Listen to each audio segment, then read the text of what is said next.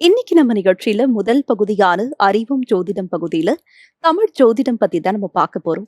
இது பற்றி பேசுவதற்காக நம் அரங்கத்திற்கு வருகை தந்திருக்கிறார் நம்முடைய ஜோதிடர் பட்டுக்கோட்டை ஆனந்தன் அவர்கள். முதலில் அவரை வரவேற்கலாம். வணக்கம். எல்லாருக்கும் வணக்கம்.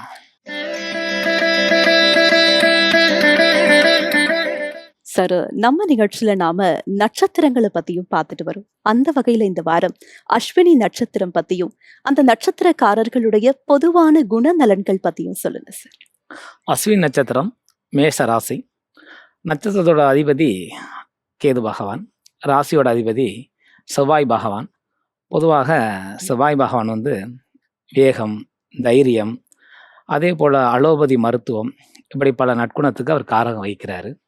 அதே போல் கேது பகவான் ஞான அறிவு, அதே போல் மருத்துவ அறிவு, அதுலேயும் ஸ்பெஷலாக அவர் சித்த வைத்திய அறிவு, அதில் ரொம்பவே கை தேர்ந்தவர்.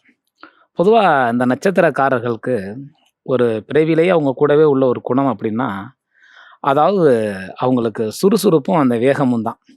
அந்த சுறுசுறுப்பும் அந்த வேகம் அப்படிங்கிறனால தான் அவங்களோட அஸ்வினியோட தமிழ் பெயர் அப்படின்னாவே குதிரை. ஏன் குதிரையை கொடுத்தாங்க அப்படின்னோம்னா, அந்த வேகத்துக்கும் சுறுசுறுப்புக்கும் அந்த விலங்கு ஒரு காரகமாக இருக்கிறனால தான். அதே அமைப்புகளில் இவங்கள்ட்ட எப்பேற்பட்ட ஒரு பொறுப்பை நம்ம ஒப்படைச்சாலும் அது இரவு பகல் பாராமல் அந்த காரியத்தில் கண்ணும் கருத்துமாக இருந்து அந்த காரியத்தை செவ்வனையே அற்புதமாக செய்து முடிக்கக்கூடியவர்கள் இந்த நட்சத்திரக்காரர்கள். அதில் உங்களோட அமைப்புகளில் பார்த்தோம்னா, பொதுவாகவே அஸ்வினி தேவர்களோட மிகப்பெரிய அதிதேவதையாக விளங்கக்கூடிய நட்சத்திரம் தான் இந்த நட்சத்திரம். அதனால தான் இவங்களுக்கு இயல்பாகவே மருத்துவ அறிவு ரொம்ப அற்புதமாக இருக்கும். இதில் பிரபலமான ஒரு கைராசி பெற்ற ஒரு மருத்துவர்களாக இந்த அஸ்வினி நட்சத்திரக்காரர்கள் தான் இருப்பாங்க. அதனால தான் அவங்களோட அமைப்பில் பார்த்தோம்னா அவங்க மரபணுலையே அது கலந்துருக்கும். ஒன்று அவங்க மருத்துவராக இருக்கலாம். சரி, என்னால் அந்த மருத்துவம் அடைய முடியலைன்னா அவங்க பிள்ளைனாலும் அந்த மருத்துவத்தன்மையை கண்டிப்பாக அடைவாங்க. அப்படியே அதையில் ஒரு பேரன்பேத்தி கூட அந்த இலையை அடைஞ்சிடுவாங்க. அப்பேற்பட்ட ஒரு நல்ல விதமான ஒரு அற்புத ஆற்றல் பெற்றவர்கள் இவர்கள். அஸ்வினி தேவர்கள் நான் சாதாரண ஆளா, தேவாதி தேவர்களுக்கும் அதே போல் மனிதர்களுக்கும் இந்த உலகத்திலே முதல்ல வைத்தியம் பார்த்தது இந்த அஸ்வினி தேவர்கள் தான்.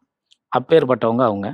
அதே அமைப்புகளில் பார்த்தோம்னா இவங்களோட தருணத்தின்படி ரொம்ப உண்மைக்கு ரொம்ப தர்ம வழியில் கட்டுப்பட்டு நடக்கக்கூடியவர்கள் இந்த அஸ்வினி நட்சத்திரக்காரர்கள். அதே அமைப்பில் மற்றபடியாக எடுத்துக்கிட்டோம்னா, அவங்க ஒருத்தரை நம்பிட்டாங்க அப்படின்னாலும் சரி, இவங்க ஒருத்தரை நம்பிட்டாலும் சரி, அதற்கு கைமாற கடைசி வரை ஒரு கடவுளே அந்த நிலையை மாற்றி சொன்னாலும் கூட அதில் மாறாதவர்கள் யாருன்னா இந்த அஸ்வினி நட்சத்திரக்காரர்கள் தான். பொதுவாக நன்றி மறவாத ஒரு நற்குணம் பெற்றவர்கள். அதனால தான் உங்களுக்கு இந்த பாரதத்தில் உங்களுக்கு தெரிஞ்சால் கூட அஸ்வத்தாமனே இந்த அஸ்வினி நட்சத்திரத்தில் பிறந்தவர் தான். அதனால தான் அவர் பேர் அஸ்வத்தாமன்னு பேர்.